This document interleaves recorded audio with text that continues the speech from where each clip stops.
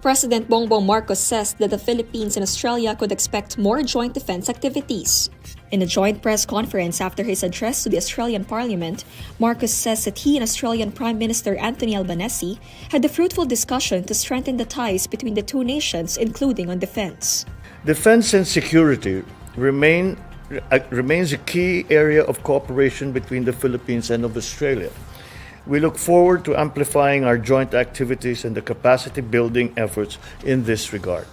Marcos adds that the Philippines and Australia are committed to a rules-based order. Australia is the only nation other than the United States to have a visiting forces agreement with the Philippines. Last year, Manila and Melbourne held joint military exercises in the disputed waters of the West Philippine Sea, the area of the South China Sea that belongs to the Philippines. Moreover, the president says that he expects stronger trade and economic relations between the Philippines and Australia. On economic cooperation, we anticipate greater bilateral economic cooperation that will allow us to withstand shocks, to be resilient against economic coercion, and to provide an enabling environment for our respective businesses and labor markets to further flourish under the ambit of this strategic relationship and partnership. President Bongbong Marcos signs 3 agreements with Australia on maritime domain and maritime environment, cyber and critical technology, and effective competition laws and policies. The 3 agreements exchanged today shall enhance information sharing, capability building, and interoperability between our relevant government agencies in the maritime domain and maritime environment, cyber and critical technology, and competition law. According to the Palace, the Maritime Agreement seeks to strengthen civil-military cooperation, enhance defense deals, and promote international law and rules-based international order. The Philippines and Australia also agreed to protect the maritime environment.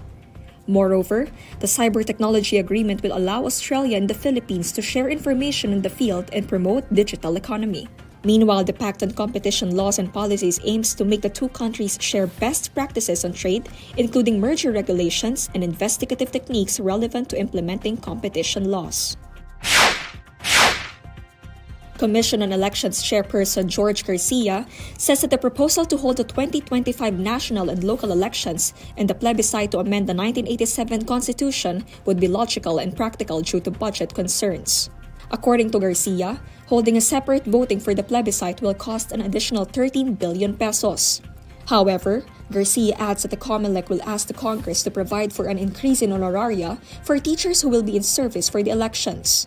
Garcia further says that there are no legal impediments for the plebiscite and the elections to be held at the same time.